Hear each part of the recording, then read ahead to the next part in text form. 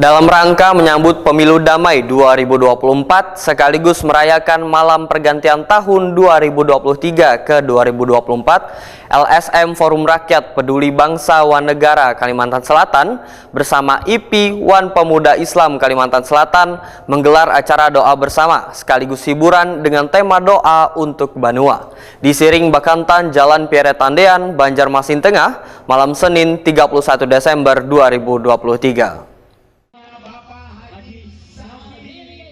Dalam rangka menyambut Pemilu Damai 2024 sekaligus merayakan Malam Pergantian Tahun 2023 ke 2024, LSM Forum Rakyat Peduli Bangsa Wan Negara Kalimantan Selatan bersama IPPI Wan Pemuda Islam Kalimantan Selatan menggelar acara doa bersama sekaligus hiburan dengan tema doa untuk Banua di Siring Bakantan Jalan Pierre Tandean, Banjarmasin Tengah, malam Senin 31 Desember 2023.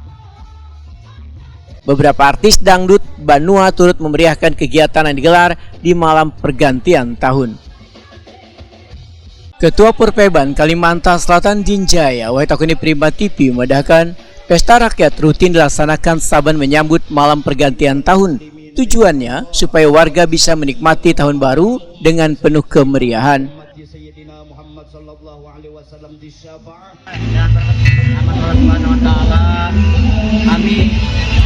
Pemuda Islam, Purpeban, IP, dan Surya Adi namanya masih melaksanakan acara Malam kita sambut 2023-2024 dan sekaligus doa untuk Banua dalam rangka kita menyongsong Pemilu Damai dan juga Pesta Demokrasi 14 Februari 2024. Oke.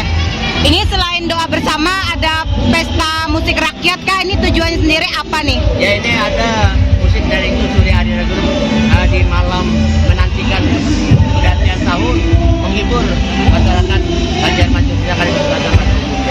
Karena apa? Musik ini adalah musik rakyat, musik dangdut, kesenangan rakyat. Mudah-mudahan dengan kami mengadakan acara ini dengan gratis bisa menghibur kawan-kawan masyarakat Kota Banjarmasin khususnya dan semua warga yang hadir pada malam ini dengan harapan mari kita bersama-sama menjaga perdamaian, menjaga persaudaraan dan juga menjaga keamanan bersama.